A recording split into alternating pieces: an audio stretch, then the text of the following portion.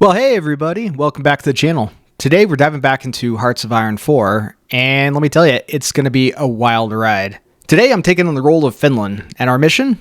Well, simply survive against the Soviet juggernaut breathing down our neck. With a tiny army, limited resources, and one heck of a grumpy neighbor, we've got a lot of obstacles ahead. But hey, we're not backing down.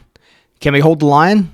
Or we will be steamrolled by the Red Army. I think the Nordic countries DLC was done pretty well, and today we're going to be exploring that with Finland here. So we've got some opportunities, but we have a lot of problems. First of all, we've got this guy as our leader.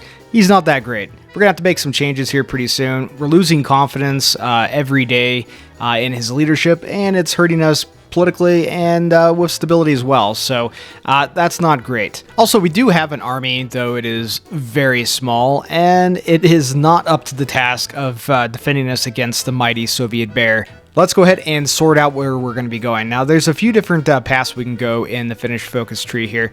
I actually like the way it was laid out. It's pretty succinct, but there's a lot that you can do here. We could go left, we could go neutral in the center here, I think more historic, or we could go right. Today we're going right. We're going to start off with going with right-wing policies, and we're going to work our way down here until we can get to the fascist regime. And we're going to try to reorient things in this country. As for research, pretty typical HOI game, nothing all that interesting. Just get your wrenches, get your electrical engineering, get all that sort of thing sorted out. We're going to need to build things as quickly as possible if we're going to have any chance of surviving against the Soviet Union. We need those factories. As for factories, as you might imagine, we don't really have any of those.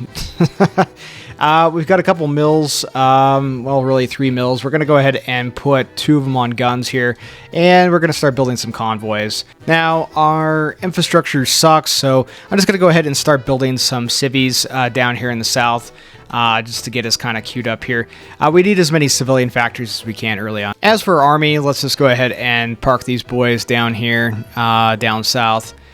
We've got a few things that we'll be doing, and we're going to try to cheese the AI. Okay, with right-wing policies complete, what we need to do is we need to decide which side of the path we're going to go down. Do we want to discredit the democratic system, or do we want to prepare a military coup? Always go the rightward path here. It's just the better option, frankly. It's just a lot easier to end the Civil War quicker. Okay, we could go ahead and grab the fascist regime, but we don't want to do that just yet. That's going to kick off the Civil War, and we are not yet ready. We need to boost our Brown Party support in the country, and we do that through our events and decisions tree here. So we need to ideally pick all of these. More importantly, I would say go ahead and grab the second option if you can. 150 PP is a fair amount, but it's pretty darn handy to get all these extra weapons from Germany when the war kicks off. Okay, with all of our focuses taken in the events and decisions tree, it's now time to go ahead and click the button. This is going to launch us into a civil war. Okay, well, it's happened. We have a war. We are now White Finland. We have a new leader, decent stats, and we have a new flag. Not bad, not bad. We have most of the army anyway, so it's not going to be a hard war or anything. Just go for the victory points and the supply hubs. Just walk around them if you can, and it should be a pretty quick war. And just like that, we've won the war. Easy peasy, lemon squeezy. Okay, well, we have quite a few things that need doing. Our economy is in a pretty terrible state, and our military is really no military of any kind. And we certainly don't have an air force, so we need to sort all this out ASAP, because by late 39, the Soviets will be coming for us. So that's roughly about 3 years or so. So what we're going to do first is we can do a couple things. One of which I would recommend you do is pick up the Patriotic People's Movement as well as the Academic Karelian Society here. This one's going to give you research boost to everything. This is going to give you more manpower. As you go through your focus tree, just look for the options that are going to provide you more manpower and more political power. We're going to need all of that as we move along. Don't worry about joining the Axis or any of this stuff in the center just yet. We really need to focus down on getting more people recruited to the army and also fixing our economy and, well, getting an economy. We're going to go ahead and pick our first chief of the army here. Initially, we're going to want to go ahead and grab Carl Gustav Mannerheim here. I mean, he's a badass, so look at that. plus 4 daily army experience gain, and an extra 15% to your division defense. I mean, that's massive. That's going to stop the Soviet bear in its tracks. Okay, I'm going to go ahead and bring our infantry up to something that should, handle holding the line against the Soviet army. We're going to go ahead and add support artillery and bring this up to 18 combat width. Now, one of the reasons I like to go with White Finland is you get a lot of free units along the way through your focus tree that you really don't get with some of the other paths. They're not great units, but they're free units. So we're going to go ahead and grab one of these right now and take over this organization. Yeah, I'm not even going to try on that, but we're going to get some decent units for defense.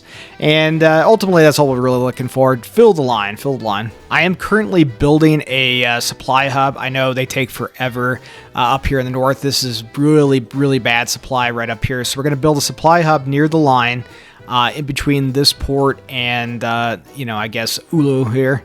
And we're going to be able to supply these troops. That way we can hopefully cut through the neck here when the Soviets advance on us. Now we need the Peck Doctrine here for our army. We've got a couple options that could work. You could go Grand Battle Plan. I'm not really in love with Grand Battle Plan. There's some perks to it. There's some reasons to do it, particularly if you get down to Infiltration Assault here and you get that massive reduction in supply consumption, particularly up in the frozen north, which we are. That could be really, really handy. However, I'm going to go with my favorite, Superior Firepower. I just think for the overall raw soft attack, you cannot beat Superior Firepower Doctrine. So, and then also just make sure, of course, when you go down your tree, make sure you're always going right with integrated support. It's just better. Take my word for it. Okay, since it is December of 38, and we'll be going to war here, well, I don't know, maybe like 11 months, we need to start working down our military tree here. So I've increased the military budget, gotten a free factory out of that. We're going to work our way down, grabbing the bonuses for our army as we go. I am recruiting some convict units. They're not super great units, but they're better than some of our other crappier units we have, militia units that we have here. And they will definitely do a good job holding the line, decent defense for what they are. We're going to use these guys as port guards because the Soviet bear will try to naval invade you relentlessly, and your tiny little navy will not be up to snuff. Do yourself a favor if you're playing as Finland and get Winter Warfare. It's pretty great. You get, it just continues to add to your bonuses for winter attrition, and also reduces your combat penalties on core territory for supply, which is awesome. But you get this really kind of unique winter logistics company that really only applies in this very specific, unique situation. But it is pretty great. It gives you a ton of bonuses to fighting in cold conditions. Yeah, so everything's going just peachy, and then, one predictable thing happened. The Soviets want Karjala. Unless, of course, war were declared. What's that? War were declared. Okay, well, the Winter War has begun. We're going to cut them to pieces indeed. We're going to gain the Winter War, which gives us some extra mobilization speed and recruitable pop, which is good because we definitely need more manpower. And it's also going to help winter attrition as well. Not that we really need that anymore, but there you go. Now, if we can take Leningrad and hold Leningrad for a certain amount of time, we can peace out the Soviet Union. We got mostly green bubbles, some red bubbles, but they're starting to hold pretty well. We've got decent defense, honestly, with most of our troops here, so they're gonna have to do a lot better than this if they want to break through. Okay, I'm going to go ahead and queue up some Mountaineer divisions here. We can only support, looks like 4 divisions right now. And I have updated the template here. It's not the greatest, honestly. I think what I want to do is actually stick another artillery battalion here. 25 combat width, I believe, is optimal when fighting in mountains, even though we don't have a ton of mountains around here. I think these guys are going to work great. Anyway, 12,000 extra manpower is nice, but I think I got to take the division defense on core territory. I think it's going to pay off the most. Yeah, one of the hardest areas they're hitting us is right here around Leningrad. They have an air base at Novograd here, and lots of armor. So they keep hitting the lines. It's kind of a bear, actually. We need to take Leningrad ultimately. Let's see if I can get around here. This air base at Leningrad is pretty undefended. Okay, now if we can hold it, that's the other question. Okay, it doesn't look like we're going to be able to hold this air base after all. We can be attacked by 1, 2, 3, 4 different directions, and so it is increasingly difficult to try to hold this tile. So we're actually going to go ahead and have everybody just pull back, just back to where we came. That's fine. Keep trying to push through the line. We have AA support companies in our infantry, but and they do offer some piercing, capabilities. And we can pierce most of their armor, but not all of it. Well, it seems to be working out in our favor. We've lost 77,000 troops, which is pretty bad, but we've cost the Soviet Union 436,000 casualties so far. Oh, and we just took Leningrad. Sweet heavens. All right, everybody reform the lines. Fall Leningrad. Leningrad is ours, boys. We've lost 132,000 troops, which is 132,000 that we cannot afford to lose. But the Soviet Union has lost nearly 1 million troops in a little war here in the north. And, they're going to need those guys in a little less than a year to defend the motherland. Buys us time. The Soviet Union accepts our peace. And would you look at that? We have peace. Peace at last. Okay, for whatever reason, Germany's decided to go to war against the Soviet Union, and they didn't offer me the continuation war option. So, yeah, so if that ever happens, you just have to manually justify. That's okay.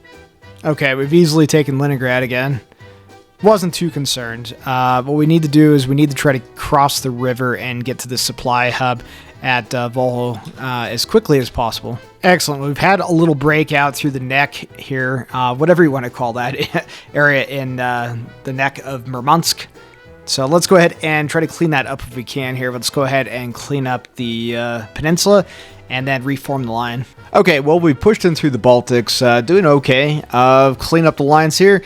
Decent little pocket we've got here. I don't know, like 26, 30 divisions entrapped here. So we'll go ahead and clean this Soviet pocket up and continue on our way down to Moscow. We've linked up the lines with the German army, and things are going okay. They keep trying to ask me to join the Axis, but yeah, I have no interest in that at all. Come on, Finnish troops storming Moscow. Oh, yeah, well, it went to the Germans, but we all know who actually took Moscow. And Stalingrad's fallen on the same day. Wow. The Soviet bear is in a complete withdrawal. Yeah, we can pretty much go wherever we want. The one thing we can't do is we can't find supply anywhere. There's no supply up in this part of the world, and it's just god-awful. And it takes so long to build supply hubs, it's not even really worth your time. But if we can push up to Archangel here, we can try to grab that supply hub up there, that port. Okay, if we can get the Gorky, I think we'll probably get... Yep. We've just taken Gorky. Unfortunately, we don't have a collaboration government on the Soviet Union. Been attempting to do one, and all my spies keep getting caught by the NKVD, which is inconvenient to say the least. So it's looking like we're gonna have to walk through the friggin' Ural Mountains to cap Stalin. Man, I love these mountaineers. They are quite awesome. Just kicking in the door and taking names. Oh, and just like that, the Soviet Union has completely tipped over. It is ours. It is ours, boys. Revenge for the Winter War is ours. Okay, well, we have peace. Peace at last with the Soviets. We did take a pound of flesh ourselves, so I'm pretty happy. Yeah, we've got a fair bout of territory over here in the Baltics. Pretty much everything we'd want. And also grab the Olonets, I guess, region here. This is critical if you want to form Greater Finland. Okay, we're doing Keepers of the North. We'll see how well this works. It's a little buggy sometimes. We should be able to get claims in all of our Nordic states. Okay, well, that worked pretty well. Everybody has given us our claimed states back. The US, the Reich, the UK, and Norway. Give us the territory we want. There's always another solution to that, too. Well, the Axis are still kicking around with the Allies. Despite Germany controlling most of Europe, they're having a heck of a time dealing with the Allies still, and all the naval invasions. And Japan still can't defeat China, but we can. Look at us. We are Greater Finland. Look at this massive country that we have now. I like our new flag, and now we can proclaim Nordic unity. Oh, Look at that. Unification of the Nordics. The Nordic Empire. And we have yet another flag. It's not as good as the last flag, if I'm being honest. I don't know what this is. It's not very good. Not very good.